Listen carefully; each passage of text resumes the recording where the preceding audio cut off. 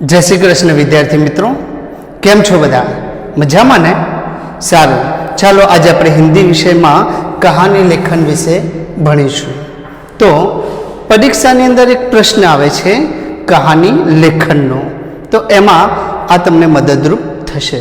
तो आमां एवुं होय छे के कहानीना मुद्दा आपेला होय अने ए मुद्दा वांची लेवाना, त्यारबाद मुद्दा परथी तमारे वार्ता बनाववानी होय छे।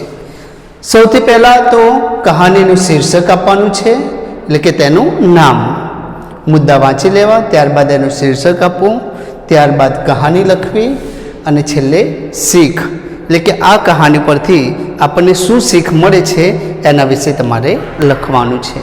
તો સારું, ચાલો આજે હું તમને કહાની લેખન વિશે સમજાવતો જઈશ અને લખાવતો પણ જઈશ।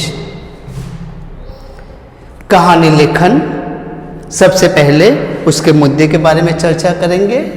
मुद्दे: एक मजदूर, मुर्गी खरीदना, अजीब मुर्गी, रोज सोने का अंडा देना, मजदूर का खुश होना, धनवान बनने की इच्छा, मुर्गी को मारना, कुछ भी हाथ न लगना, पछतावा, सीख। कहानी का शीर्षक आएगा लालच का फल। पैराग्राफ: रामपुर नामक एक गांव में एक मजदूर रहता था।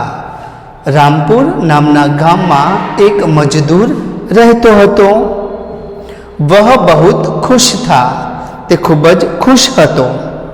रोज थोड़े थोड़े पैसे बचाकर उसने एक मुर्गी खरीदी। रोज थोड़ा थोड़ा पैसा बचावीने तेणे एक मुर्गी खरीदी। यह मुर्गी बड़ी अजीब थी, लेकिन आ मुर्गी हती ते खूबज अजीब, लेकिन चमत्कारी हती। वह रोज मजदूर को एक सोने का अंडा देती थी। ते मजदूर ने दररोज एक सोनानु ईंडू आपती हती। मुर्गी लाकर मजदूर की किस्मत खुल गई, लेकिन मुर्गी लावीने आ मजदूरनी किस्मत हती, मजदूरનું भाग्य खुली गયું। वह बहुत खुश हुआ, ते खूब ज खुश થઈ ગયો। कुछ दिनों में ही मजदूर के घर की हालत बदल गई। थोड़ा ज दिवसों में मजदूरना घरनी हालत बदलाई गई।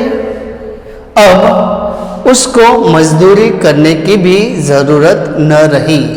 हवे तेने मजदूरी एटले के मेहनत करवानी पण जरूर रही नहीं। एक दिन उसने सोचा कि मुर्गी के पेट में तो सोने के बहुत अंडे होंगे। लेकिन एक दिवस तेणे विचार्યું कि आ मरघीना पेट में तो घना बधा सोनाना ईंडा हशे। यदि मैं इस मुर्गी को मार डालूं तो सभी अंडे मुझे एक साथ मिल जाएंगे।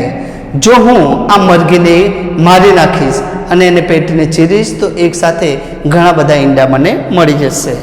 मैं बहुत बड़ा धनवान बन जाऊंगा। हूँ खूब ज मोटो धनवान बनी जाइश। दूसरे दिन मजदूर ने मुर्गी को मार डाला। बीजा दिवसे मजदूरे मुर्गी ने मारी नाखी। मुर्गी के पेट को चीरकर उसने देखा तो उसमें एक भी अंडा नहीं था। मुर्गीना पेट ने चीरीने जोयुं तो तेमां एक पण ईंडुं न हतुं। उसे रोज सोने का अंडा मिलता था, वह भी बंद हो गया। तेने दररोज एक सोनाનું ઈંડું મળતું હતું, તે પણ બંધ થઈ ગયું। वह अपने किए पर पछता रहा था। તે પોતાના આવા કામથી મનમાં પછતાતો હતો।